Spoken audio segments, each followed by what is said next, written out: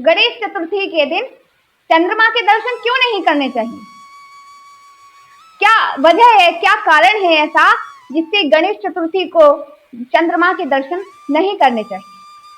यदि गलती से, भूल से आपसे चंद्रमा के दर्शन हो जाएं, चंद्रमा यदि आप देख ले, तो उसका उपाय क्या है? एक बार गणेश जी भगवान अपने वाहन मूषक राज पे सवार होकर अपनी लीला कर रहे थे, खेल कूद रहे थे।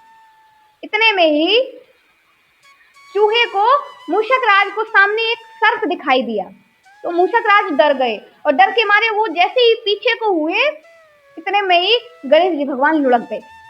तो गणेश जी भगवान ने कहा, अरे मूषक राज, क्या किया तुमने? मुझे गिरा दिया, देखो मेरे शरीर पर धूल मिट्टी लग गई है।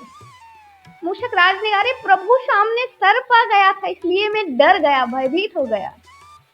इतने में ही गणेश जी भगवान को किसी के हंसने की ध्वनि सुनाई दी, किसी के हंसने की आवाज आई। तो गणेश जी भगवान ने देखा इधर उधर, तो ऊपर से चंद्रदेव हंस रहे थे। गणेश जी ने देखा तो गणेश जी ने कहा, अरे तुम मुझ पर हंस रहे हो, तुम मुझे देखकर हंस रहे हो, तुम्हें अपनी सुंदरता पर बड़ा अभिमान है। और गणेश जी ने क्रोध में आकर श्राप दे दिया कि जाओ, मैं तुम्हें श्राप देता हूं, तुम्हें अपनी सुंदरता पर, जिस चांदनी पर इतना अभिमान है, तुम्हारी सुंदरता, तुम्हारी चमक नष्ट हो जाएगी, समाप्त हो जाएगी। जो भी व्यक्ति तुम्हारे दर्शन करेगा उसे मिथ्या कलंक लगेगा, मिथ्या आरोप लगेगा, झूठा उसे अधर्म का दोष लगेगा। गणेश जी ने ऐसा शाप दे दिया चंद्रदेव को। अब चंद्रदेव तो डर गए और वो आए तो गणेश जी के चरणों में आकर उनसे क्षमा याचना करने लगे। अरे अरे प्रभु, प्रभु, मुझसे गलती हो गई, मुझसे भूल हो गई, मुझसे अपराध बन गया, आप मुझे क्षमा कर दीजिए, आप कृपा करके अपने शाप को वापस ले लीजिए। गणेश जी ने कहा कि शाप तो वापस नहीं होता है, अपराध को क्षमा करने का क्या उपाय है भगवान? गणेश जी ने कहा कि देखो, तुमने जो अपराध किया है, मैंने जो शाप दिया है, वो मिथ्या नहीं होगा। हाँ, लेकिन जो तुम्हारी चांदनी, जो तुम्हारे सौंदर्य को नष्ट करने का शाप दिया है, वो महीने में केवल एक बार ही होगा, जो अमावस्या के रूप में आएगा, जिस दिन तुम्हारी चांदनी नहीं दिखेगी। और दूसरा, मैंने तुम्हें ये श्राप दिया कि तुम्हारे दर्शन से मनुष्य को झूठा कलंक लगेगा, मिथ्या दोष लगेगा।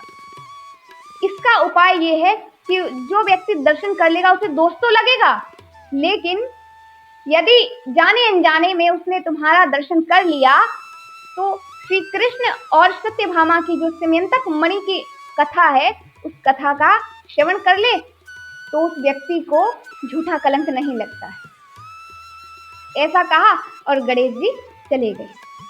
इसीलिए अगर कभी भी जीवन में गणेश चतुर्थी के दिन यदि आपने चंद्र दर्शन कर लिए, जाने अनजाने में भी यदि आपको चंद्र दर्शन हो गए, तो आप यदि भगवान श्री कृष्ण और सत्यभामा की समयंतक मणि आख्यान यदि नहीं श्रवण करते हैं, तो आपको जीवन में झूठा कलंक लगेगा। जो कार्य आपने किया ही नहीं, उस कार्य का आपको दोष लगेगा।